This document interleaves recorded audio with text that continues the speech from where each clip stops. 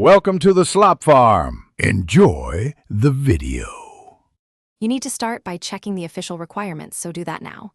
Make sure your Roblox account shows age 13 or older. Voice chat is gated by age. Once done, verify your account email and sign in on the device you'll use. If you don't want to use your own phone, arrange a guardian's authorized phone number, not a workaround, so Roblox sees valid verification. This prevents suspension and keeps your account in good standing. Now you must complete the in-platform verification path. This is the core of the process.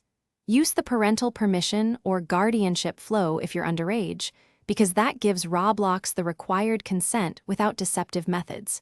If a phone number is required, have a legal guardian add and verify theirs. Make sure they understand it's for account safety. Also, run through device and security prompts Roblox offers. These steps establish trust and enable voice chat legitimately. Finish by confirming verification shows active in account settings, then restart the Roblox app or your browser. If anything blocks you, contact Roblox support with your account name and verification screenshots.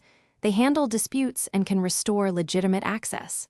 If step failures happen, clear cache, update the app to the latest version, and reattempt the official verification flow.